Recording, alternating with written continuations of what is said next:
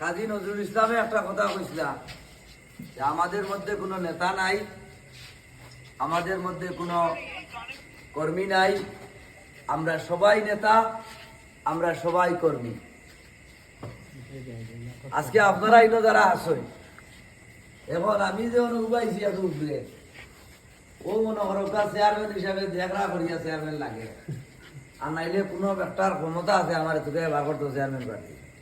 পারবো নি কবা কিন্তু চেয়ারম্যানই ড্রেস নেই, চেয়ারম্যানই ড্রেস হইতো একটু বাপ সাপ লইতো, সুন্দর পাঞ্জাবি, সাদা পায়জামায়, আর এটা মানে এটা সেই রকম অবস্থা। এখন আমি ইচ্ছা খেনে আর হেরা ইচ্ছা খেনে ওটা এটা আমি কই, আমারে আইজ বাজারও এসে আমি শর্মাইয়া বাগিয়ে বাড়িয়েছি, ওগুলো কইছেন যে পাঞ্জাবি ফিন দিতাম, ও পায়জামা ফিন দিতাম। আমার কথা হইল, যেহেতু আমি বিশ্ববিদ্যালয়ে পড়াশোনা করছি, যেহেতু হেরার মধ্যে আর আমার মধ্যে তো একটা পার্থক্য থাকতো, এবং আমি আপনার বাই হইয়া, আপনারা নেতা না হইয়া আপনার মতন একজন হইয়া থাকতাম, এবং দীর্ঘদিন আপনারা মনে রাখতাম। চেয়ারম্যান হওয়ার বাদেও কোনো বাপ থাকতো না, ও আমরা বইতাম, আটিতাম, মাতিতাম, গপসপ করতাম, মনের সুখ দুঃখর কথা কইতাম। আর নাইলে আমি এমন কোনো মনে করো ও যে অন্য আইসই,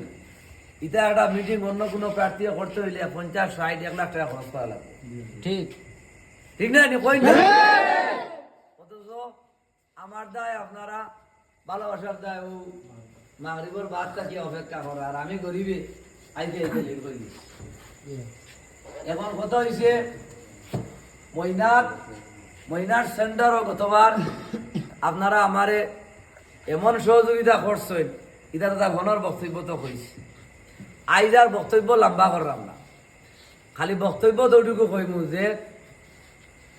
একদিন একজনে একটা গল্প কইছিল, ও গল্পটা আমি একটু কই। তাই একজন বুট দিছ, তানোর প্রার্থী ফেল করছে, আর হেই আরেকজন দিছিলা, হেনে দিকে হেনে কইলা যে বাবা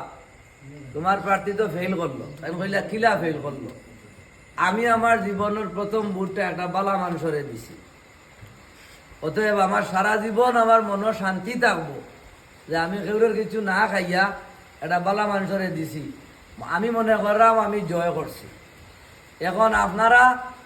আমারে বাস বিচার করিয়া, বিচার বিশ্লেষণ করিয়া, এই ময়নার পাহাড়র আমার বাইয়ান যারা আসেন, তারা যদি মনে করেন যে ক্ষমতা কিংবা ক্ষমতার খুব কাছে থাকার বাদেও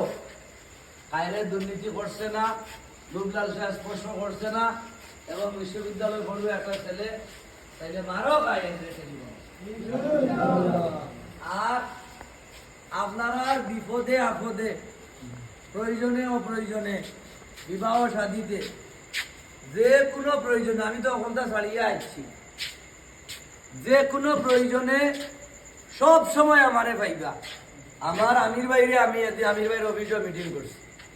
আমির ভাইয়ের অফিসে আমি কইছি যে যদি আমার কোনো শ্রমিক বাইরে